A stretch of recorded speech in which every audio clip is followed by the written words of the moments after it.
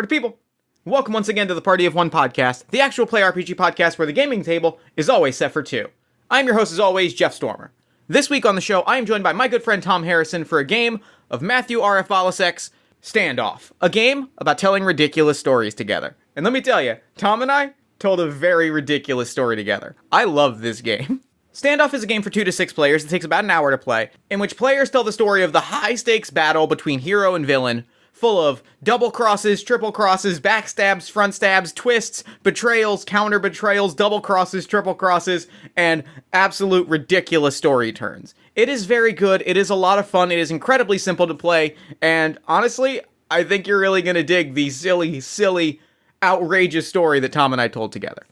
Tom you'll know from Shuffle Quest, the cross-dimensional, cross-property, pop culture actual play in which a group of heroes travel between time, space, and from one, honestly, kind of terrible, officially licensed media property role-playing game to the next.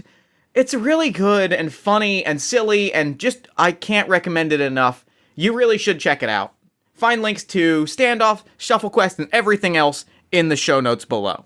Now on that note, let's throw it over to me in the past so that he can get started with the show. Take it past me. Thanks, future me. This week, I am once again sitting down with my good friend, Tom Harrison. Tom, thanks so much for coming back on Party of One. Well, golly gee, thank you for having me. It's been an honor. I mean, already. I'm very happy. I'm happy to have you back. I'm excited. I think this is going to be great.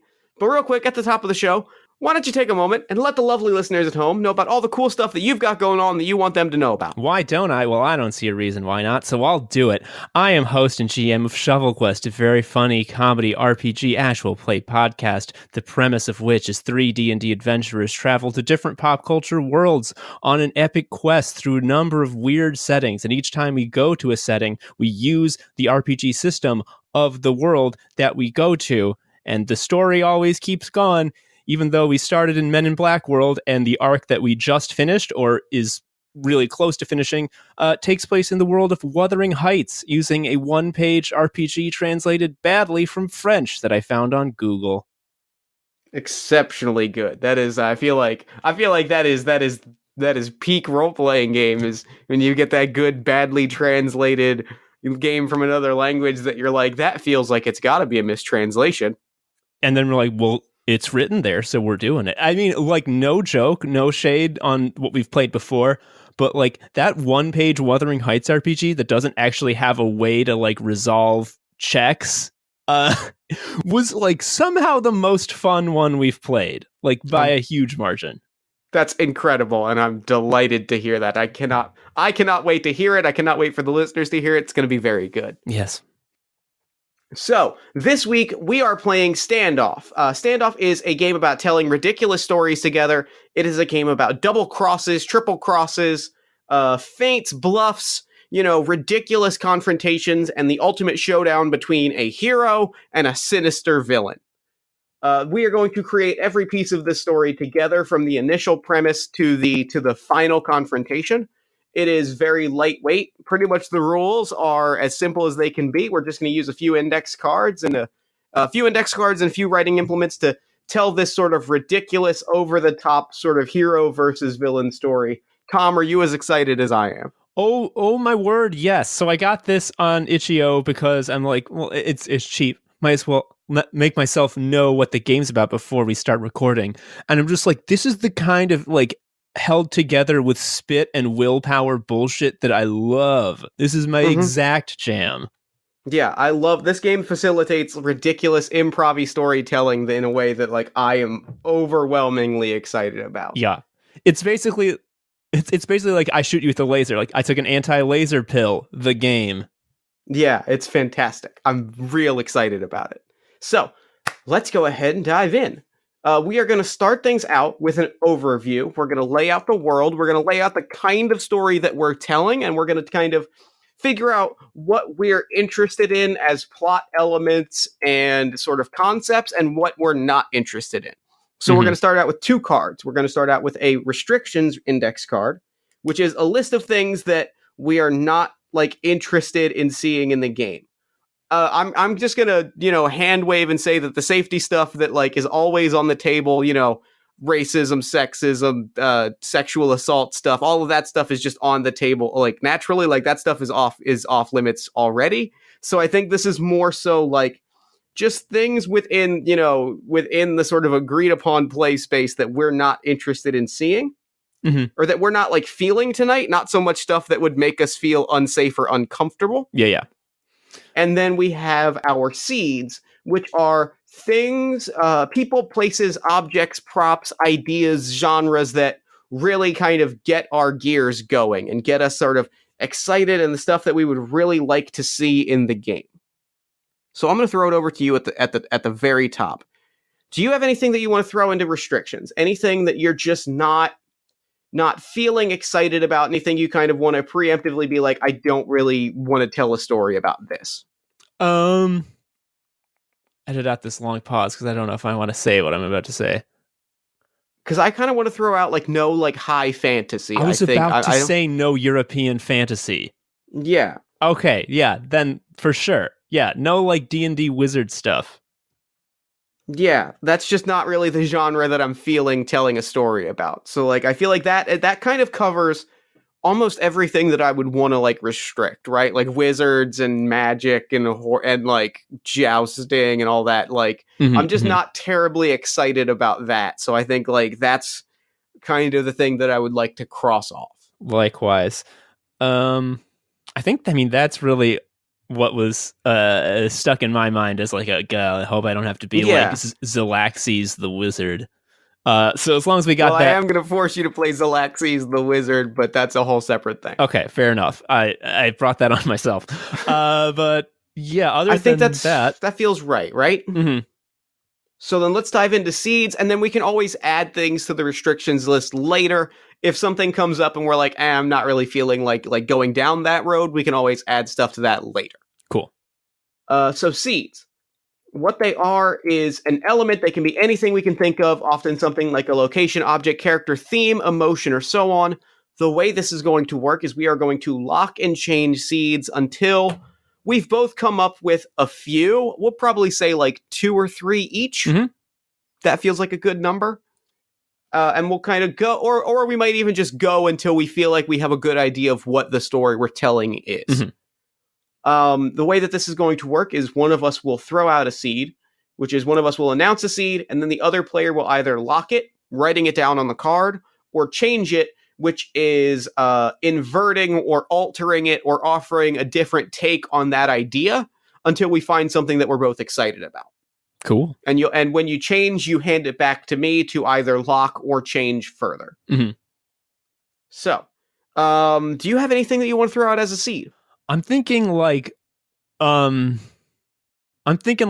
archipelago world, like a water world type setting where there are no major continents. All right, I'm gonna lock that in. And I was going to throw out a seed that we had been kind of riffing on before the recording a little bit. Mm-hmm. That is sort of throwing a hard left turn into that. Or a hard curveball at that. I want to throw out the seed that is 90s extreme superheroes. Oh my god. Okay. I'm thinking, is there any sort of spin I can put on that? But it is spinning wildly already. I'm gonna lock that in. 90s extreme superheroes. Yeah, we were riffing on Adam X the Extreme earlier, and so it kind of been in my head, and I have a deep soft spot for that kind of 90s like Image Comics, Wildstorm Comics, trash comic superhero. They're all wearing weird things on their head, like that padded thing that Shatterstar wears. Yep. It's beautiful. I love it. Another seed. If you got one to throw it out, because I'm trying to think. Sort of spinning my wheels. I might. Let me look at the seed table. There's a random seed table that I might throw some stuff. That might have some options. I'm thinking maybe throwing out some sort of What do we want? Like, I'm trying to decide. So we've got a water world and 90s sort of extreme superheroes. Mm-hmm. Maybe some sort of, I feel like we need like a good like prop. So I want to kind of throw out a prop. Maybe if I'm going to throw out jet skis. Uh-huh. And if you want to change that and come up with something more specific or more extreme, I'm ears. Glad you said more extreme, because I'm definitely going to do that. I'm going to say that these are... So imagine, your Honda motorcycle, all streamlined and whatnot. Yeah. Now imagine sort of a extremely bulky, fat, tired ATV. I want our jet skis to be that to the streamlined motorcycle that a normal jet ski is. And I would for sure want them to shoot fire out of the back. Yeah, okay. And so this is the primary mode of transportation in the world. This is sort of like, because... This is what they're selling This is what they're selling with the action. Yeah, exactly. Okay. So we have ATV. I'm going to lock that in. ATV, jet skis. Big hulking. I'm going to write in parentheses, Batman Tumbler. Oh, fuck yes. There it is. Except while that has sort of a muted color palette, these are all bright neon for sure. Also, right. Do they have a bunch of shit just like strapped to them, like a bunch of weird blades that don't cut anything? Oh, obviously, right? And they're all, well, I think some of them do. I think they are all like super, super personalized to basically to push the action figure. Yeah. And it also shows you who's a main character, because it's the person who is interesting enough to warrant such a personalized fucking rig. Yeah. Anything else you want to throw out? So we got a water world full of extreme guys who are on big ATV jet skis. I'm just going to say it. I've been reading One Piece like a fucking maniac for the last 2 months because of the Shonen Jump app. So I'm thinking there is some sort of artifact from the far past that everyone in the world wants to find. I'm going to change that seed and say it is not an ancient, or maybe it's ancient, but I want to say it's an alien artifact. Ooh, yes. Like it's like the remnants of a spaceship. Now this needs a cool name. This needs, well, not a cool name. It needs a stupid name, because it's just 90s superheroes we're talking about. So I'm thinking this would be like the Mother Fragment. The Mother Fragment. What can it be? What do you think about the Omni Fragment? Because I feel like Omni is a very good, terrible 90s prefix. Hell yes. Yes, the Omni Fragment. Write down Omni Fragment. And lastly, I would like to throw out the seed of, I'm getting a lot of, I think, what do you think about, swords? I think we need some spin on it, but I like where we're starting from. I want to throw out sword play as a seed. The primary the fighting style of this comic is sword play, primarily like leaping from jet ski to jet ski and doing sword fighting. But if you have a more specific spin on that, I want to hear. So here's what I'm thinking. You know how in some fighting games you got your characters that their whole thing is that they want to launch into the air and have these long mid-air combos where they just hang in the sky for like minutes at a time. I'm feeling like everyone can just do that in this world. Like that's just a part of learning how to use a sword. Yeah. So we're talking guys who are going to jump off their jet skis and sort of clash in midair for like a minute at a time before invariably landing back on their jet skis, which have been moving the whole time, of course. Yeah, for sure. So what I'm hearing from that, what I would like to pitch writing down is aerial combo clashing. Yes, agreed. All right. I think we got it. And I think that's actually a really good picture. I feel like that's a really good picture of all of our seats. Yep. Agreed. I feel like I have a really clear idea of this particular like story of like jet ski pirate sword battles all happening in the air. I'm picturing a lot of like in terms of the aerial combo clashing, I'm picturing a lot of like like Rob Liefeld cover how they're always running sort of at the camera but like just to the side of it.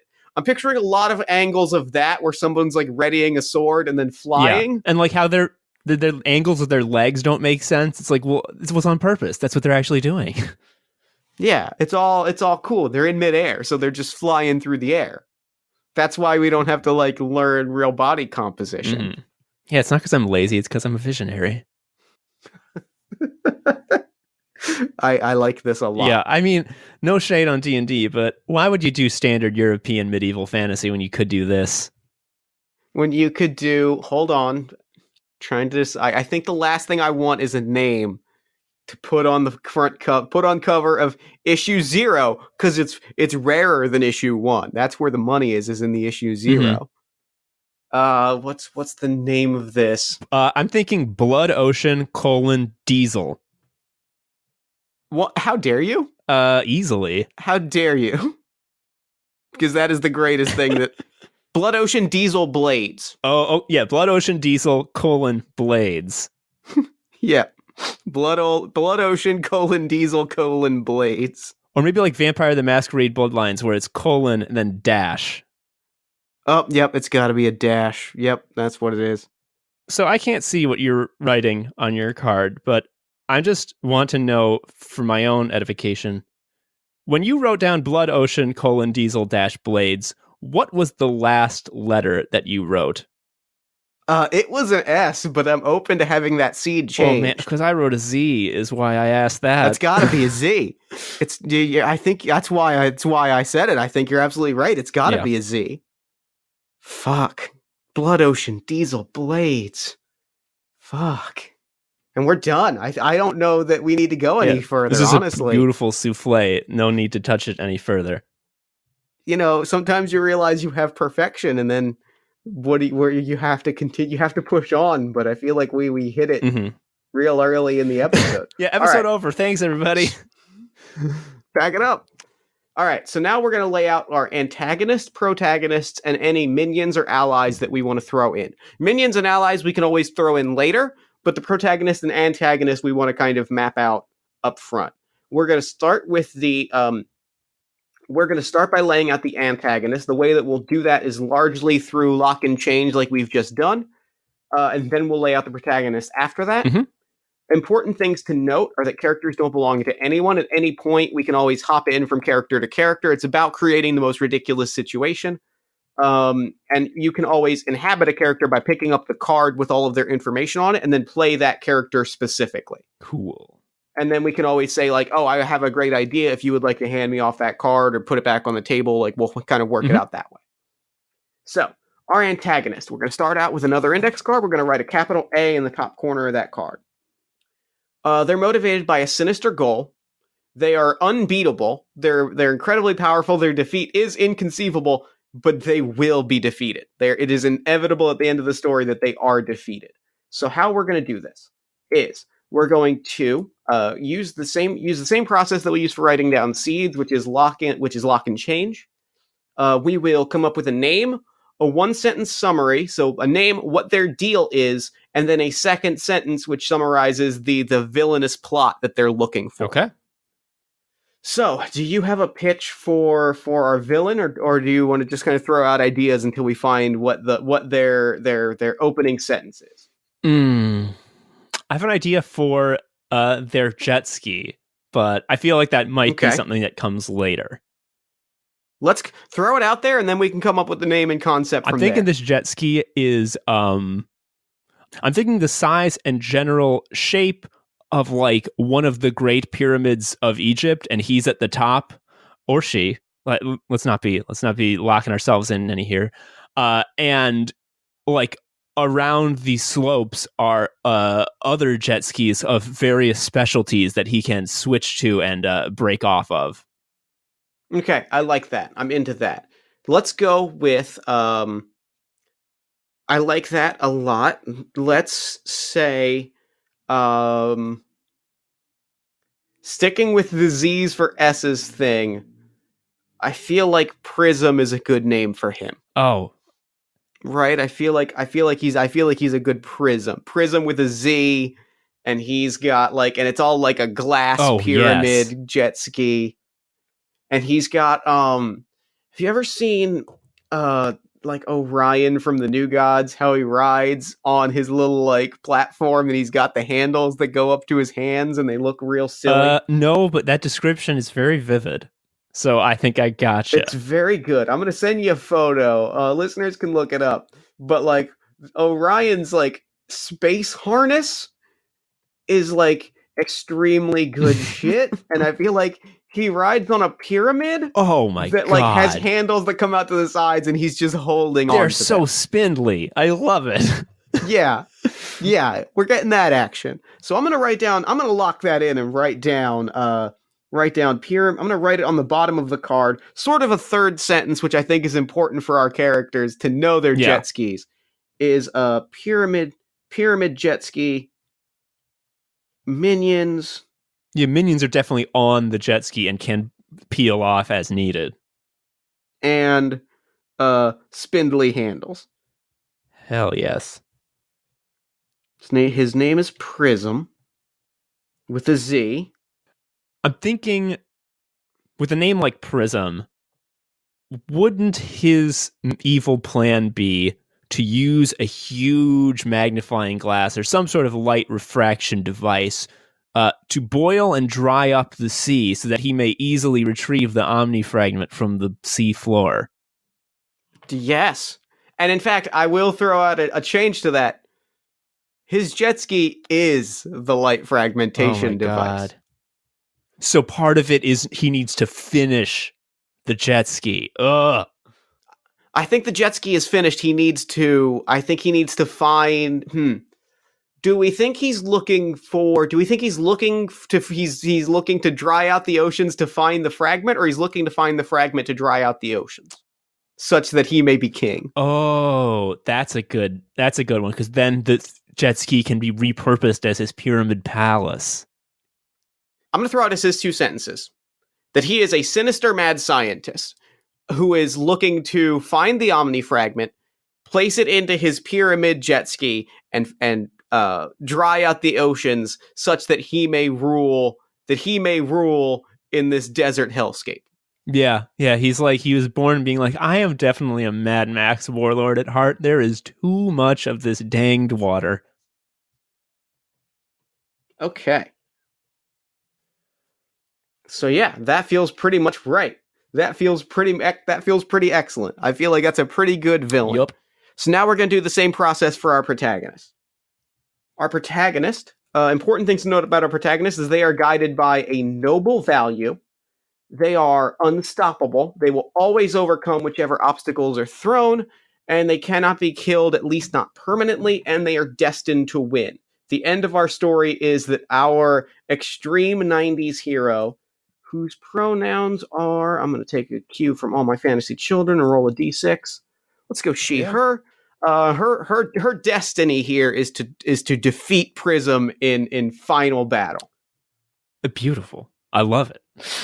So I'm thinking that there's got to be some history with Prism. Now, if we're going strictly 90s, I'm going to say that she... I don't know if I want to drop that now or save that for later. Oh boy, I'm going to save it for later. I'm going to say that okay. the island she grew up on was ravaged by Prism in the past, and of course, she was the only survivor. Of course. Sole survivor of an island paradise.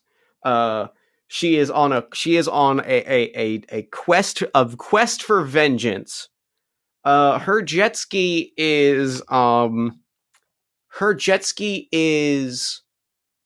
I think it's got to be very cool. I think it is dragon themed. I'm like it looks like actually, if we're going big junky ATVs, I think hers is maybe like patch. I'm gonna throw out patchwork. Yeah, because it shows that she has humble origins.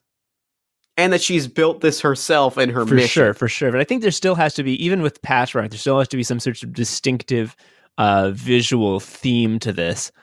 I'm thinking, I'm thinking crocodile. Crocodile's good. I'm gonna lock in patchwork crocodile jet ski. This owns. Just want to throw this out there.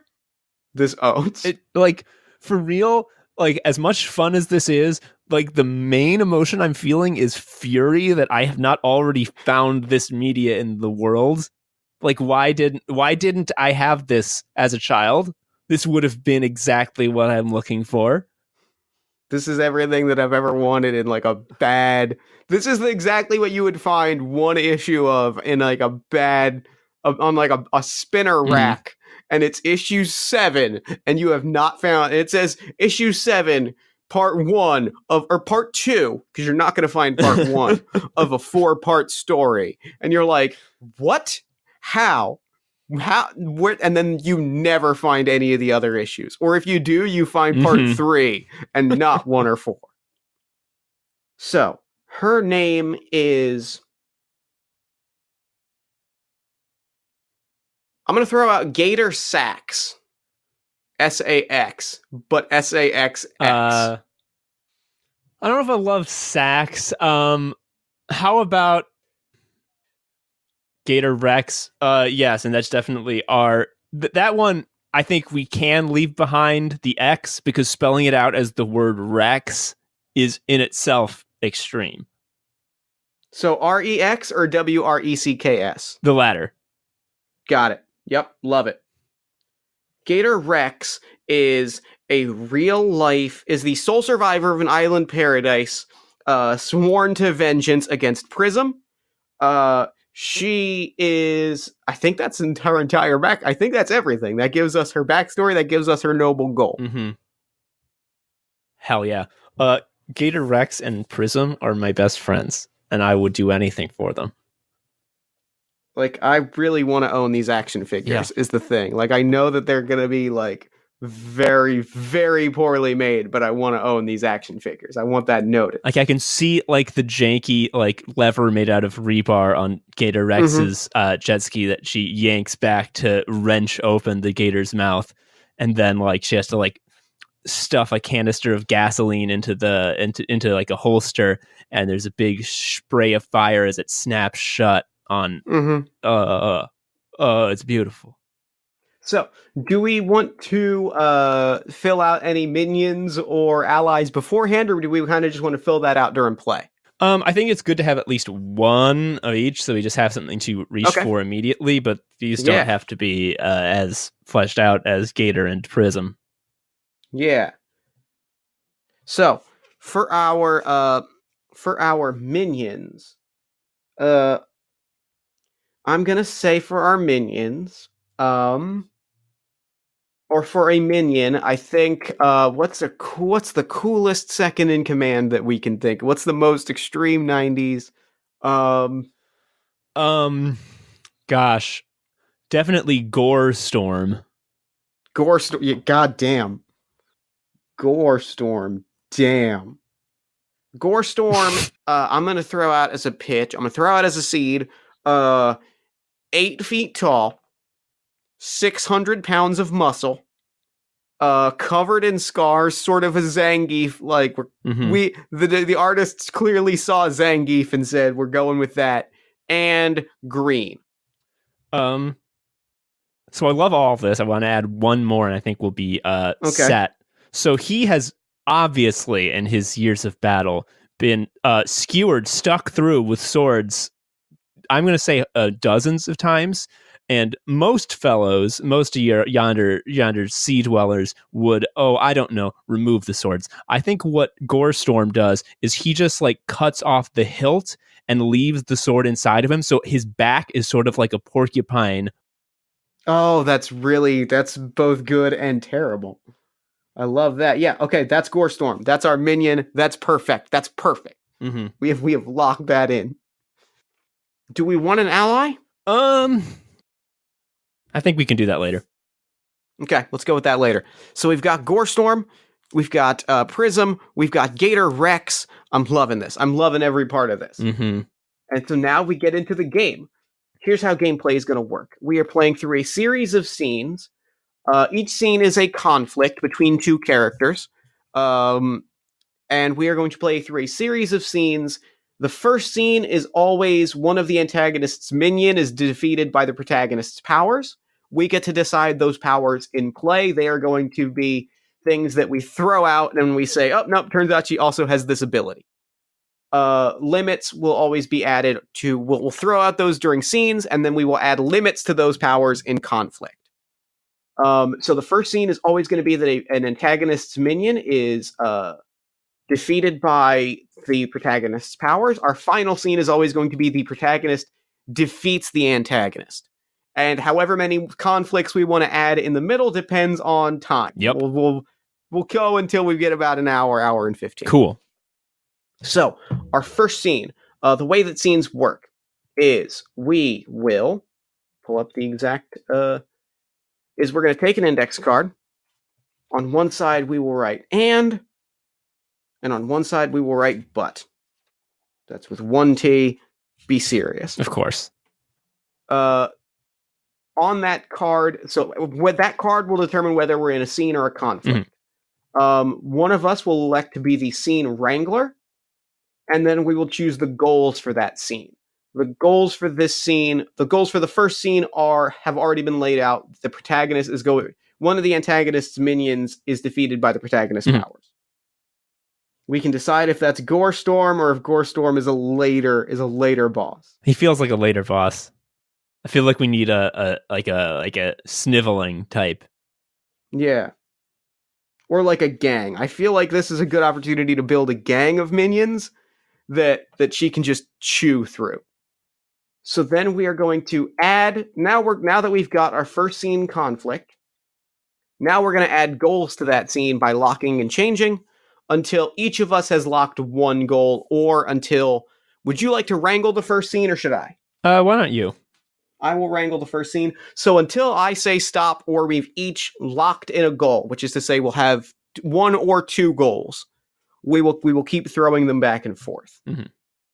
The goal, I'm going to say throw out a seed for this goal as finding the location of the prism ski. Yeah. Which needs a better name that I'll think on it. The magnifying blast. Of course. Fucking obviously, it's the magnifying blast. Yes, I'm locking in that goal. Find location of magnifying blast. I'm writing that on the antagonist card so that I remember it. Yep. Okay, so that's our goal. Do we want a secondary goal for the scene? How about Gator Rex gets a bounty? Like they become enemy of the state somehow. Yep. Bounty on her head. Because you're 90s extreme heroes, so they're always pure-hearted, of course, but they're always shunned by society, man. All right. So there's our goals. We've each locked one in. So then we are going. Now we play out the scene. We have our scene. We have our scene that the minions that we'll create right now. I am going to throw out that these are the idea that I'm going to throw out for this minion is that they are surfer bandits. That their jet skis are not jet skis, but are essentially surfboards with like kind of hover boat rudders on the back. Like fans? And they are, yes, fan boat backs. That's the word I'm looking for. Oh my god! And they use these to rob people in Prism's name. Okay. Are you into this? Do you want to change it at all? Are you feeling about this? Are they meeting out on the open seas, or is this like a confrontation in a public place? I think it's got to be a public place, because otherwise, how do you get a bounty? It's got to be. It's got to be on like, yeah. Here's what I'm going to throw out. The public place here is essentially like a cruise ship or like a town ship. Yeah, that's a pun that I didn't intend, but I'm going to go with it. This is a township. This is where people live, and the bandits are in the process of raiding when she shows up. Okay. Surfer So I'm gonna lock in Surfer Bandits on the card, and that's all I'm gonna write on it because I feel like that tells us everything we need to know about the Surfer Bandits. Yes, it does. All right, so then we are in our first scene. The way this works is we start out in and. I was supposed to not put that was changed. Our and but is a separate card from our scene card. Yeah, this stays in every scene. This determines whether we're yes anding or yes butting. Yeah. So, how does our scene start out? So our scene starts out with, I'm thinking Gator Rex, after her latest adventure, part of her jet ski, I'm gonna say, Sobex 9000. Damn it! It's damaged. So she's needing some parts from the local township, and she's on her way when she sees a hubbub. There is people are gathered around the edge of the ship, and she just sees dots on the water, about like a dozen of them. Mm-hmm. You know, people surfing in. They're like, "What? Oh no! It's the Surfer Bandits!" Upon splash page of the Surfer Bandits on the surfboards. Oh, for sure. There are definitely Surfer Bandits who are the little like rudder on the bottom of the surfboard has been replaced with like a razor sharp blade, and they use their fan to shoot directly at the hull of the ship, and then at the last second sort of like do an ollie and carve a deep gash into the hull. And more of these gashes are being cut, and water is... The ship is taking water. Mm-hmm. People are panicking. People are rushing for the escape pods because the ship has escape pods.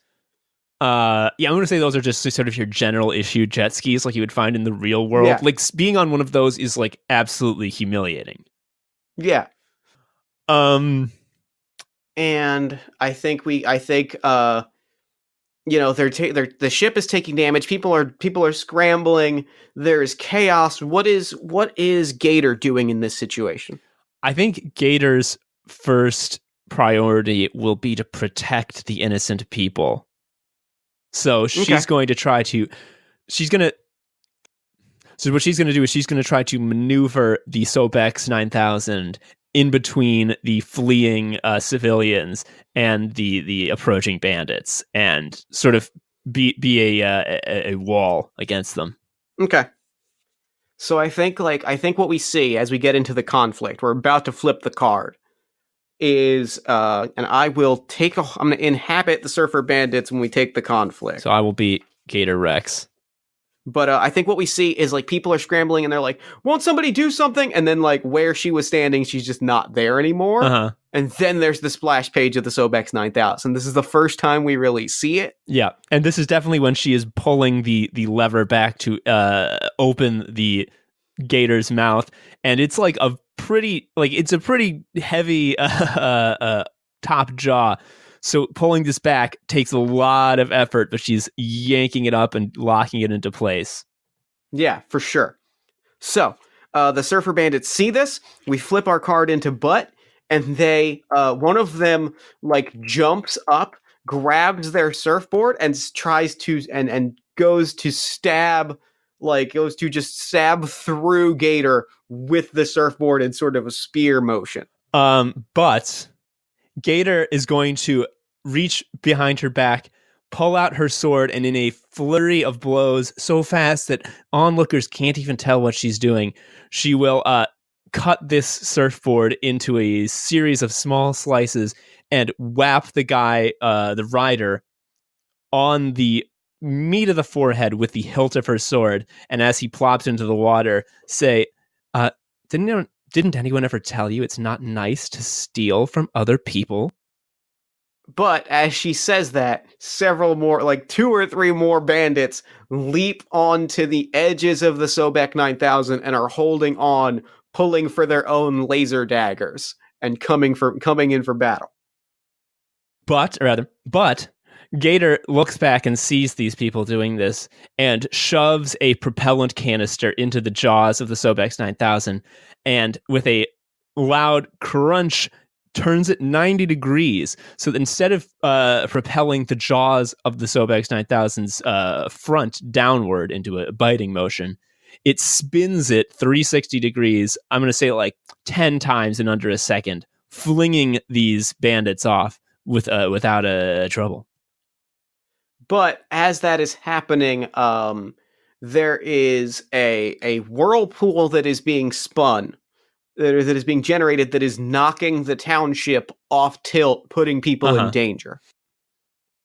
But I'm realizing I have to introduce a power first. But seeing this, Gator Rex is going to kick the Sobex 9000 into high gear and shoot it over towards the township, which is now spinning around, threatening to be submerged in this incipient whirlpool that's being created.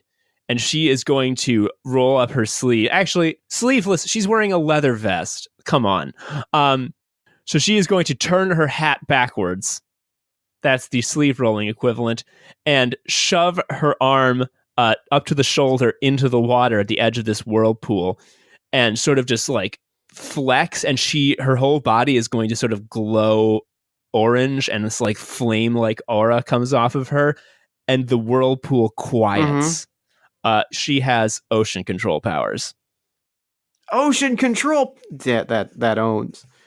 But in the time that it takes her to do that, she sees that like the boat is settled, but in focusing on that, I'm going to write down ocean control, and I'm going to introduce a limit that it takes, requires concentration. And so the bandits have made it onto the ship, or at least are climbing the hull in the time it takes her to settle that whirlpool. But seeing these bandits climbing up the hull of the ship, she unsheathes her sword and leaps off the Sobex 9000 and is running on the side of the ship like a goddamn Prince of Persia, just slicing down bandits as she goes. She is going to make 2 or 3 full circuits around the side of the ship, just cutting them down like flies. And as she's doing this, she is looking for the leader of these bandits, if she can find them. But she does all of this. She takes out, but she sees only too late, watching her from binoculars on his surfboard, is the leader of the surfer bandits, who draws his own sword, which is sort of a boomerang sword. Like, it's sort of more, it's just like a very large boomerang with a sword edge that he's holding in both hands, and leaps to the sky and starts like spinning the boomerang around him, like that character with the karate hula hoop from Soul Calibur. Hell yes. Is this providing a sort of helicopter-like lift to keep him afloat? I don't think so. I think it's more he's just kind of spinning it around him and he's just in the air. Awesome. And running in midair towards Gator. But Gator, seeing this, jumps off of the hull of the ship directly towards this villain, and she is going to land on his blade and sort of be running around him in a circle, staying on the blade as he continues to spin it. And she is going to look at him and say, he's going to look at him and say, "Party's over, friend. Who are you working for?" He narrows his eyes and says, "You know that this is all about Prism." But as he says that, he is going to pull out a gun. Like a Han Solo, obviously photo-referenced Han Solo's blaster, and like try to put it under her chin as the boomerang sword is spinning around. But as he does this, she will do a full backflip handspring, again, touching her hands to the flat of the blade as it's spinning around this guy, and kick the gun into the air as it spins above the two of them, out of reach of either. And I'm going to call that the end of the conflict, because I think he goes down, right? Like, I think you take him out. just time out for the show. I'm wondering how we're going to get the location and bounty, because we sort of haven't. I realize now we haven't been working towards those, or have we? Oh no, it's fine. I actually have a pretty clear idea of how both of those tie in and can wrap this up real quick. Oh, no worries then. Time back in. So, I'm going to call this the end of the conflict. You kind of kick him. He goes down. The two of you fall into the water. You kick flip off of him, land on the Sobex 9000, which is still in motion. Yeah. And you see two things. One, the township continues to sink, and people have seen you. Like, people see you and, like, note that you are, like, you are present. Nobody's, it is too chaotic to have seen your brilliant midair battle. Mm-hmm. There was too much chaos. All they saw was that you were among the surfer bandits. Yeah. Gosh. Oh no. I'm going to say, but the other, I'm going to say that there's one small child, a plucky small child with a backwards hat, who I'm going to call, Xander, who sees me for what I truly am and becomes my ally. Actually, I don't like small child. Let's give him early teen. Yeah. XANDYR. Of course. Plucky teen.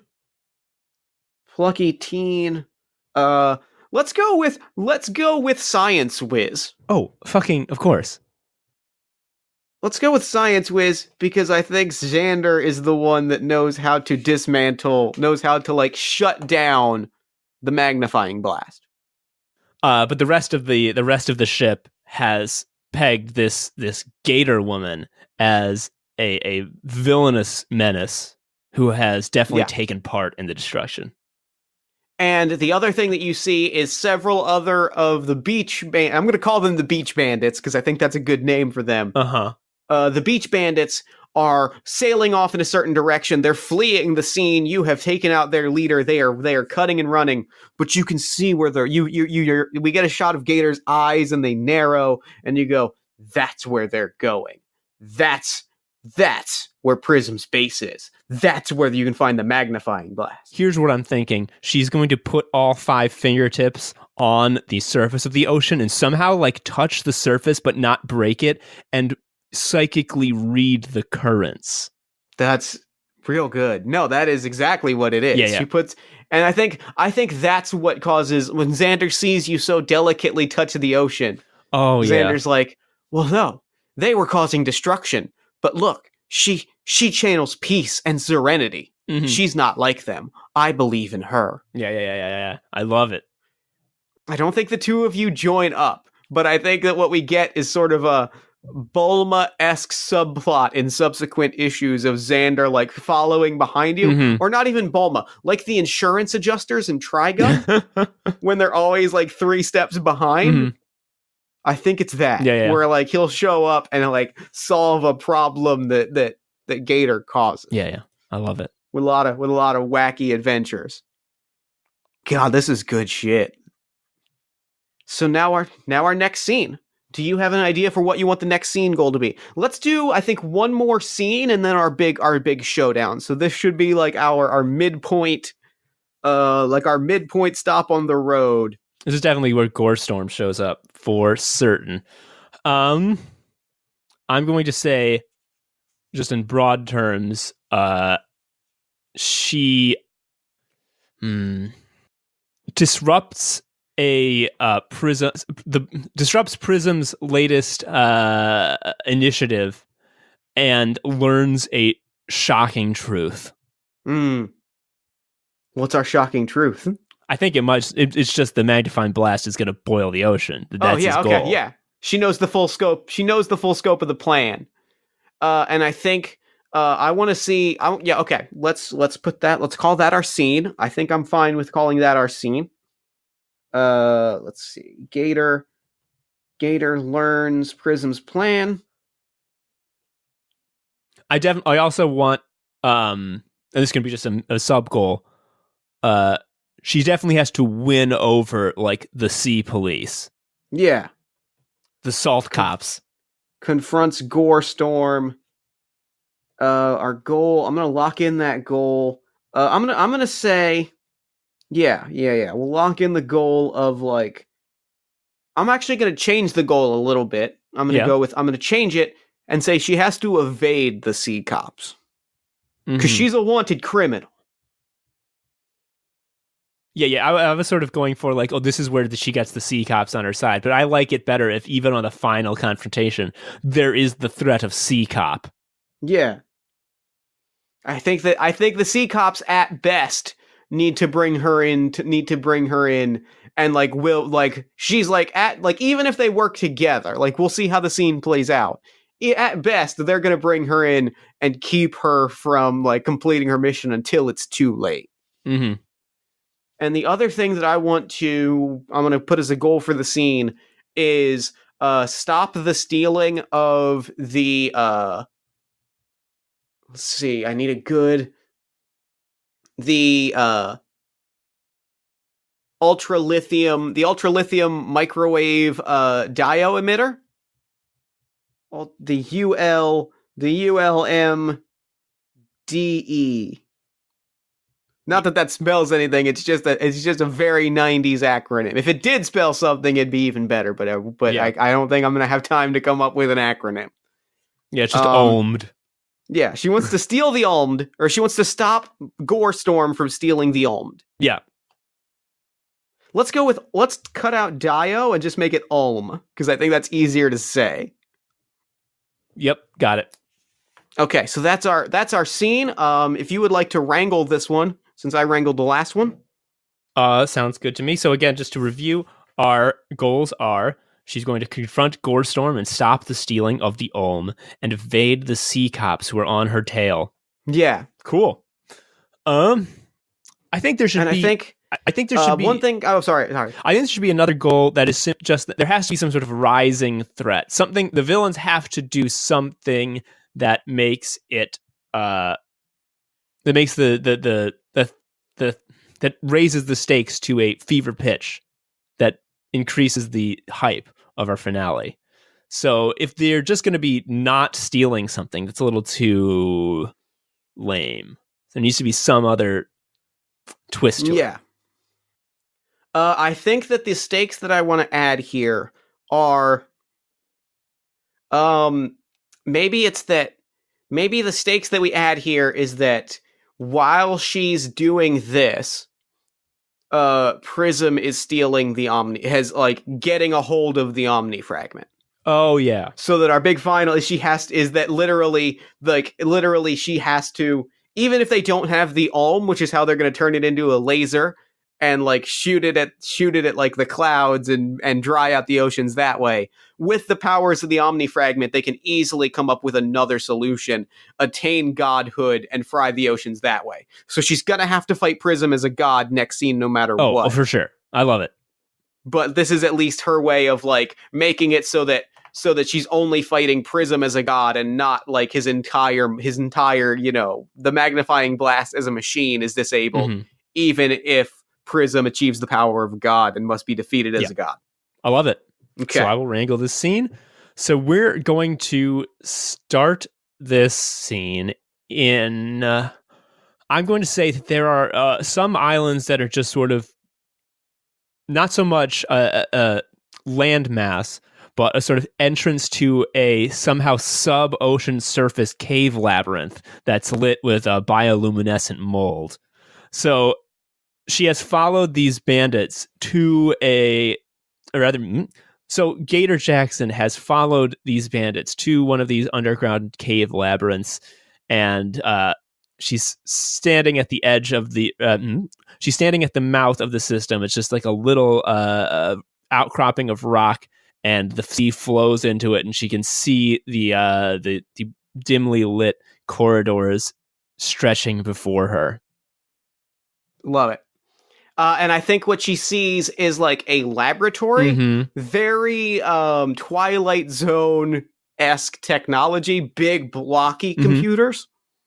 Batman the Animated Series is out, so everybody is going for big 50s style computers, even when it doesn't make a whole lot of sense. So the computers are very big, people in lab coats are running left, right, and center, and among all of them, cracking his knuckles is Gorestorm as, several beach bandits carry off the Ulm in a box and he's just like, everybody out of my way.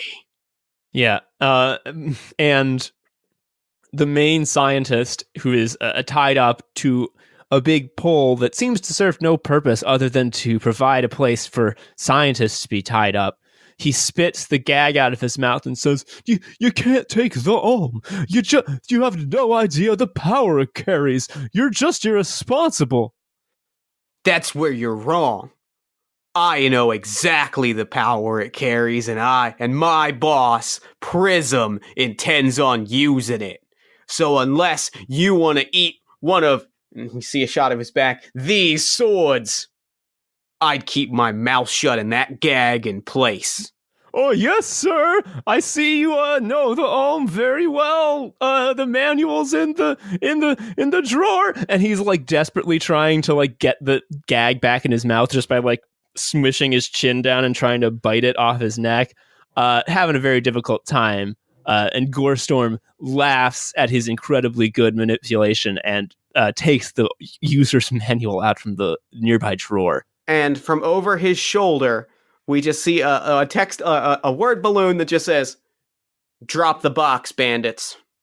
And we see the two bandits look, and they drop the box. And they're just, oh, it can't be. You're dead. Why they think she's dead, we don't know. We don't have that issue. And Gorestorm looks over and says, "Gator Rex, I saw you fall into that volcano with my own eyes. You should be dead, you demon bastard." Yeah, people have said worse about me.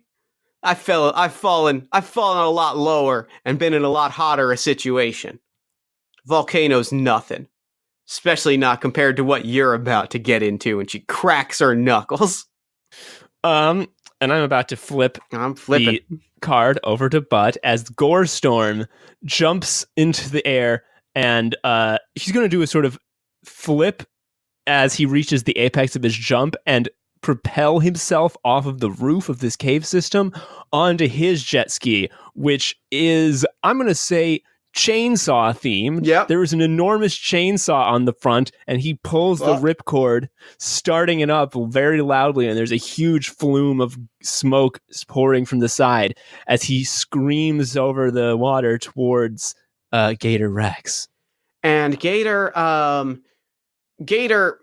snaps her fingers, and from overhead, I'm going to add a power for Gator. I'm going to add jet ski control. Gator can remote control her jet ski. Oh, her jet ski. She snaps her fingers, and Sobex 9000 flies over her and engulfs Gorestorm in fire. So has he been chomped off of the bike by the Sobex mouth? Yeah, let's go with it. Okay. So I'm going to say that Butt, despite the fact that his chainsaw bike his chainsaw jet ski now riderless, veers to the side and embeds itself into the cave wall. As Gator Rex is falling to the ground off of her incredible jump, she sees the front jaw of the Sobex 9000 fly off, torn off of its hinges, and be shot down the cave. As we see Gorestorm, is he 100% on fire? For sure. Yeah. Are all of the blades sticking out of his back now glowing red? Hell yes. Yeah. Are his eyebrows now little flames? Yes. I'm insulted you had to ask. And he's going to say, "Thanks for the power up," and shoot right towards her, a streak of flame. And she reaches to her belt, pulls out her the hilt of her sword, slams it against her hip, and going again to Soul Calibur, a whip sword comes out. Oh, fuck yeah. And she leaps into the sky and tangles his ankle and tries to pull him out from under him. But as his ankles are tangled up and his jump is disrupted, he is not going to hesitate for a moment. He's going to grab the sword whip with his bare hands, cutting them deeply and to the bone. You got deep rivers of blood flowing down his arm, putting out his arm flames as he does. And he is just going to climb up the length of this sword whip, not caring about his wounds. And he is going to, as he reaches Gator Rex, do a spin move and slash his array of burning swords across her front. But as he does this, she actually lets go of the whip sword. The whip sword was a distraction. She is going to fall back as he is spinning towards her, clap her hands, and water floods the room. Oh my God. A blast of ocean water floods the room as she falls back, hits the back wall, and falls down. But at that exact moment, the sea cops have arrived outside and have seen only that Gator Rex has just shot a wall of water onto innocent scientists that they assume she tied up in order to drown them. And they all say, Gator Rex, that villain can never be rehabilitated. A true murderer born in the wool. Like, born in the wool. That's what they say now. It's a different world. Born in the wool. Time to bring her in, guys. And a squad of police jet skis fly in and surround the Sobek as Gator Rex is still hovering in midair. But with the water flooding the room, Gator Rex is able to like close her eyes, plug her mouth, and just like let it envelop her, and she swims with the grace of a dolphin, like between their legs. And there's a whole sequence where we're just getting a lot of like body contortion shots as she's like swirling among sea cops, and all they're left with as the water settles to about their knees is Gorestorm fully extinguished, like, no! She's got the Ulm! How does she have the Ulm? But the vice admiral of the Sea Cops, Blade McHilt, has been watching outside. He did not come in to see this all happen. And he is just watching all of this with a very calm sort of demeanor. And what he is going to do is he is going to remove his bladed boot and dip his foot off of his cop jet ski into the water. And he is going to glow not orange, but blue as he exerts his own ocean control and forces Gator Rex to shoot out of the water, flopping like a fish on the deck of a boat as she is deposited in front of the Sea Cops and Bone Storm. Nope, not Bone Storm, and Gorestorm. But as she makes her final escape by they corner her, they surround her, and they're like, "You are under arrest." And she goes, "Sorry, boys, I got a date with a man named Prism." And she looks, and just then we see a shadow over the head of the Sea Cops. She springboards off the floor of the ship, grabs the bottom of the Sobex 9000, which is flying overhead, flips over on top, and is off towards the sunset. I'm going to say that Blade McHilt, seeing this, he tries to intercept, but the Sobex 9000 is too powerful. He could never have foreseen this level of power being output by this patchwork machine, and it is going to sort of grind off of the roof of his skull like Tony Hawk on a fucking railing. He's fine, but it's just humiliating. Yeah. And as she's driving away with the Ulm in tow, Gorestorm is just going to say, "Ha! It's no... Ha! You haven't solved anything. The Ulm was just a nice to have." The Omni Fragment. My God. Ha! We got the fragment, idiot. And with that, fire ignites from Sobex, and it... Sorry. Fire ignites from the Sobex 9000, and she is off towards her final confrontation, our final scene. And one final detail. As Gorestorm is going to remove his stuck jet ski from the wall of this cave system and is sort of sweet talking the sea cops, being like, "Oh yeah, I'm the foreman of these scientists." A small micro explosive that Gator Rex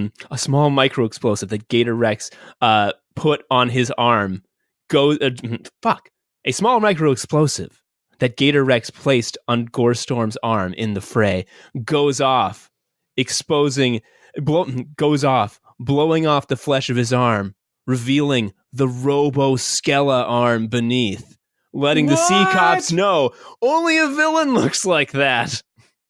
He was a robot.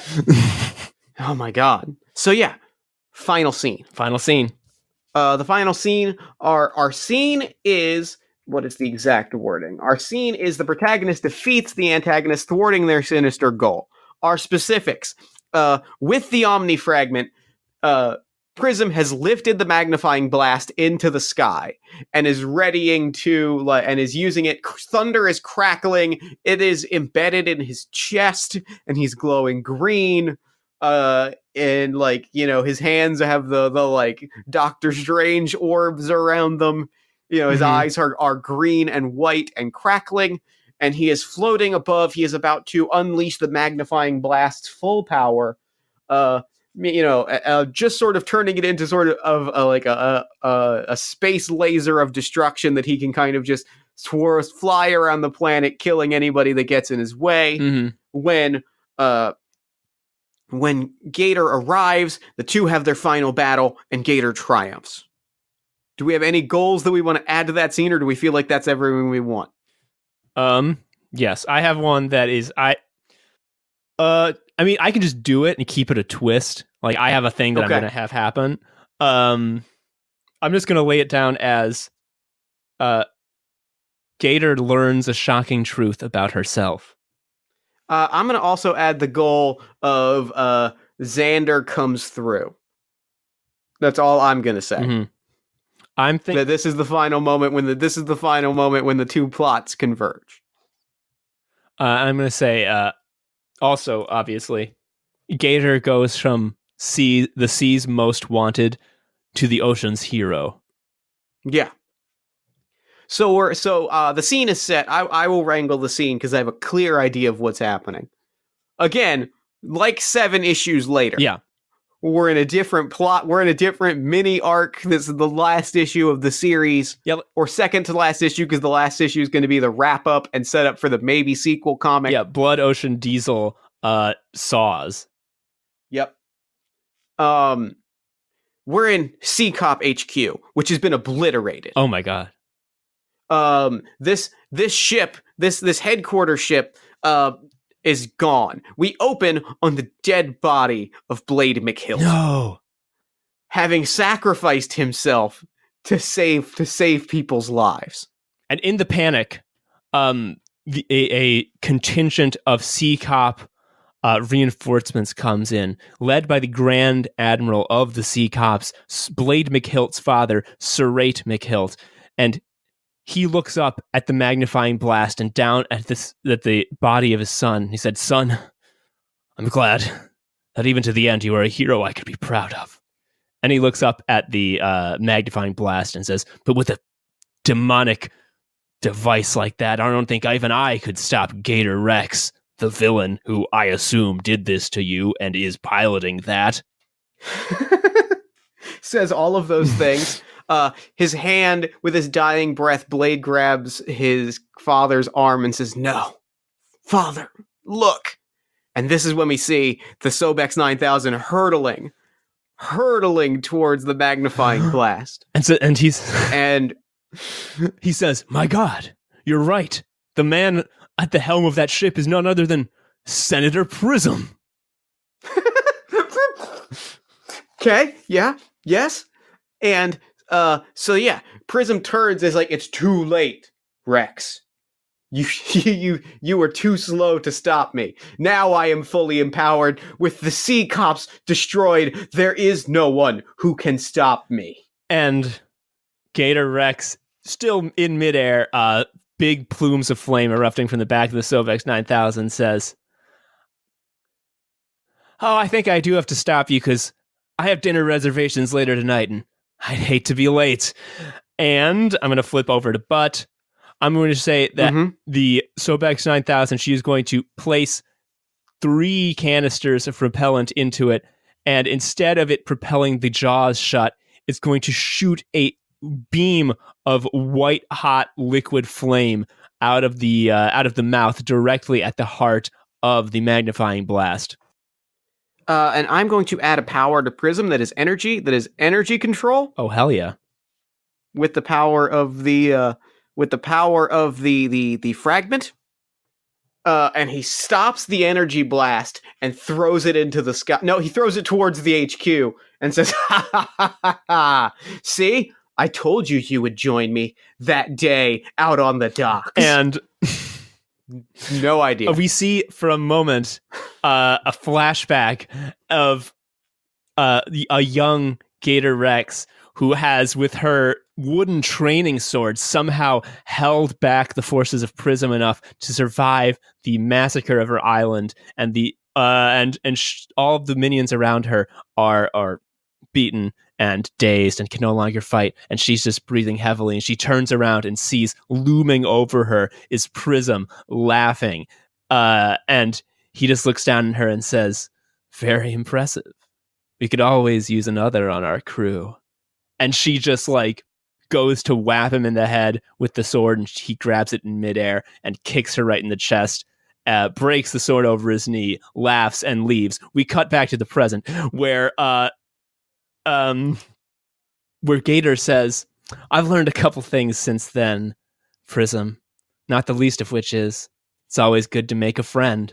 And we cut to HQ as the energy blast is going towards it, and we see that Serrate McHilt has been given by his dying son the Ulm, and he holds it up with the instructions given to him by his dying son, and it soaks up all of the energy that has been redirected by Prism, and he tosses the fully charged Ulm into Gator's arms.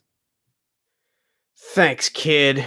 Gator points it at the magnifying blast, shoots through it, the magnifying blast explodes, but suddenly Prism is just hovering. Lightning is crackling, and it's, you may have stopped the magnifying blast, but I do not need the magnifying blast, for I am the magnifying blast. And throws a mountain of lightning at Gator Rex. Gator Rex is going to take this full on. She cannot maneuver out of the way in time. She's going to, I think, jump off the Sobex and use her sword and sort of configure it into void mode, which she has unlocked in 2 or 3 issues ago. And she's going to use it sort of as like a pogo stick to hit the lightning bolts and propel herself over them. But one of them catches her right through the chest, and she convulses and falls down like a mile and plunges into the water and is about to be drowned when, coming up in a little submersible, grabbing her in a robotic exo arm, is none other but our boy Xander. Xander came through. So yeah, Xander saves the day. She looks good looking out. Gator extends a hand that is at this point bloodied and bruised. And Xander says, "Xander, pleasure to meet you." And Gator says, "Gosh, don't suppose you have any aces in the hole that can stop a godman with the powers of light and energy?" "Well, I got one." And he pulls out a sheaf of papers, and he says, "So, I've been a big fan of yours ever since what you did to save my township, or at least attempt to. And I was doing some research about you and about the Omni Fragment. And whatever you've got, just do it. We don't have time." He pulls out a syringe full of a strange glowing serum. He says, I synthesized this after observing the Omni Fragment's spectral energies." And she grabs it and says, is this going me or him? It's going into you. Because Gator, you are the last living descendant of the alien race that made the Omnifragment. And as she is suffused with this serum, I'm going to say she gains fucking all of the same powers as Prism. And what we see is a flashback to that first issue, but she's not on the docks. She's on a spaceship. The people around her island home is a spaceship. People around her are aliens. Prism is the warlord that is tearing down this alien spaceship. All of this, it is actually the one really artful moment in this terrible 90s comic is that all of this is then re-portrayed to us through the lens of her being an alien and her home being a spaceship. And like the sword is actually like just like an aluminum rod or like a carbon rod that is shattered over his knee, and we see all of this changed. And now she has all of his powers, but also her ocean control powers. And the Omnifragment is 1000% like the fuel core to the ship, which is why it was in the fucking water, because it got lost. All right, so Prism, seeing her rise up out of the water, is going to say, haha, back for more? I'm always ready. And she says, I could fight you with this power, and we could both destroy ourselves. We could burn ourselves out. But you forgot one thing. He says, I never forget anything. I remember you back when you were a little girl on your dumbass spaceship. The secret to this fight has never been violence. She looks over to Xander. It has been peace. It's the peace and serenity. And she claps her hands and closes her eyes. And like the power starts to fall and she starts to sink a little bit, right? Like it seems like she's retreating. And then the ocean rises. A tidal wave. The peace and serenity of the water.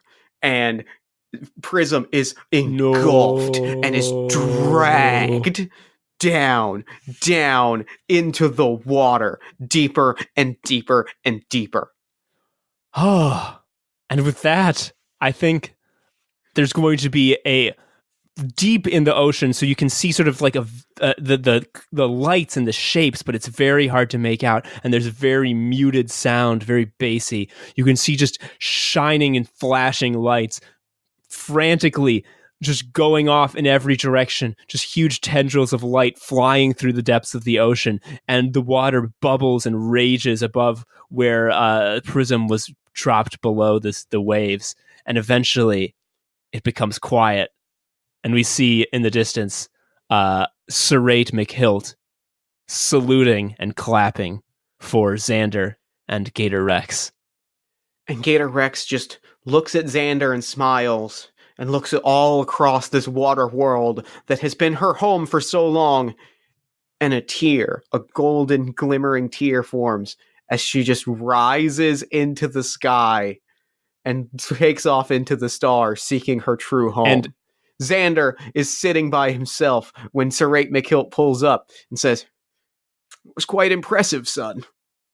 You ever consider you ever consider making a career out of your technical know-how?" Gee, I sure would. I was going to go to trade school. Let me tell you about Sea Cop scholarships. Oh boy. And and the two of them ride off on their jet skis. Meanwhile, we see in a shot in space where Gator Rex, she has brought the Sobex 9000 with her. It's become sort of a Silver Surfer surfboard. Yeah. She's covered with those like Jack Kirby like black dots on the aura, and there's a bitchin' 90s guitar solo playing as it says Gator Rex will return in Death Galaxy Diesel/Laser Swords. Fuck yeah. And that is game. I love it. That was great. That was fantastic. That was so much fun. Oh my God. Thank you so much. Oh, that was great. Thank you, Tom. That was fantastic. It truly was. Here's the thing about this game. It fucking rules. I love it when a game is just like just enough. Just like take it and go. The game knows exactly what it wants to do, and like this game completely empowers you to tell the exact kind of stories that it wants you to tell. It worked out perfectly. It really did. Oh man, like for real, like make this a real comic. Like fan art people. Buy the hell, please, please. I want to see it. Mm-hmm. Tom, thank you so much for coming on Party of One. This was a delight.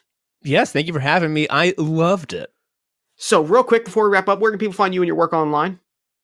You can find me. I have a website, tomharrison.com. That is TAWM Harrison.com. That's going to have all my stuff, but you can find me on Twitter at TomHarrison19. Also, you can find ShuffleQuest on Twitter at ShuffleQuest or on its own website, shufflequestpodcast.com. Fabulous. Well, thank you for coming on the show. This was a delight, and now I'm going to throw it over to me in the future so that he can wrap up with the show. Take it, future me. Thanks, past me, and thanks again to Tom for coming onto the show. That game was... wow. That game was one for the record books, people. That game was very, very good. Be sure to follow Tom on Twitter at TomHarrison19. Be sure to follow ShuffleQuest on Twitter at ShuffleQuest. Be sure to follow the game's creator, Matthew R.F. Balasek, at MRFB on Twitter. Be sure to head to mrfb.itch.io to pick up Standoff. It is a phenomenal game that is well worth your time. And then, while you're on Twitter, follow us at Party of One Pod, like the show on Facebook.com/Party of One Podcast, join our Discord community at bit.ly/Party of One Discord, and if you enjoy the show, consider leaving us a nice iTunes review, a social media shout-out, or a word-of-mouth recommendation to a friend. All of those things help us grow, and which helps us do bigger, better, and cooler things. You can also consider backing me on Patreon at patreon.com/JeffStormer to support the podcasting, game design, community support, all the cool stuff that I do across every single day. And speaking of cool stuff that I do, let me tell you about the other podcast that I do that's also very cool. All My Fantasy Children is a podcast on the One Shot Podcast Network, in which my best friend Aaron Catano Saez and I take a listener-submitted prompt every single week and spin it into an original fantasy character, populating a shared universe one story at a time. New episodes drop every Friday at allmyfantasychildren.com. Party of One is produced and edited, as always, by Jeff Stormer and Jen Frank. All music for the show comes from the song Infinite Lives by Mega Ran featuring the D&D Sluggers. If you'd like to inquire about advertising rates or about coming onto the show, you can shoot me an email at partyofonepodcast@gmail.com. And that's it for me. Until next time, thank you so much for listening. Remember to fight the forces of fascism every single day. Remember that self-love and self-care are radical and defiant acts of resistance. And as always, party on, everybody.